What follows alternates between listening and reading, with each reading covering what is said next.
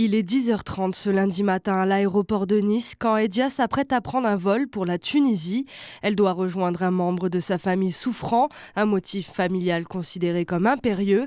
Test PCR de moins de 72 heures valide, attestation dérogatoire, billet en poche, tout est prêt. Mais Edia a été surprise ce matin par une nouvelle mesure. Il me faut une autorisation débit pour l'hôtel, pour la confirmation, que je me confine en Tunisie une semaine. Même si je dois y aller pour assister mon papa, mais je dois faire tout ça, voilà. Et c'était bien précis, mais là, normalement, c'était pas prévu. Moi, j'avais le billet déjà, et comme s'ils ont annoncé le vendredi, donc... Les renforcements de contrôle ainsi que la fermeture des frontières hors Union européenne sont devenus un vrai casse-tête pour ces voyageurs.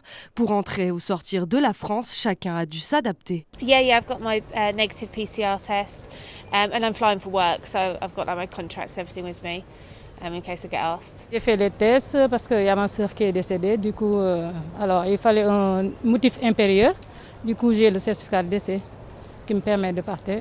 Je suis résident là-bas aussi. Avant de partir du Kenya, on a dû faire un test du Covid 48 heures avant. On a dû remplir un formulaire pour savoir d'où on venait, où on partait, etc. Pour l'aéroport de Nice-Côte d'Azur, les annonces qui ont été faites vendredi n'auront pas de lourdes conséquences. Depuis un an, la majorité des mesures étaient déjà en place. Seuls les motifs de déplacement ont évolué.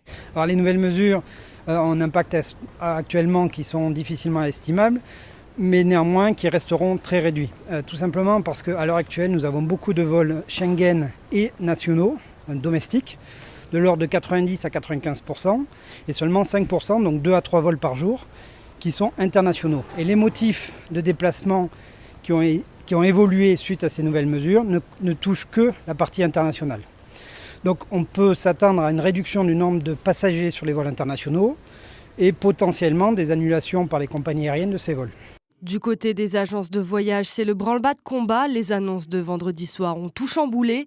Cette agence niçoise est spécialisée dans les voyages à la carte. Elle doit une nouvelle fois s'adapter. Nous avons tout mis en stand-by pour le moment pour l'année 2020 et bien sûr 2021 qui arrive parce qu'avec la conjoncture et toutes les informations que nous recevons au compte-gouttes du gouvernement, on a beaucoup de mal à pouvoir anticiper ou proposer un voyage pour cette saison.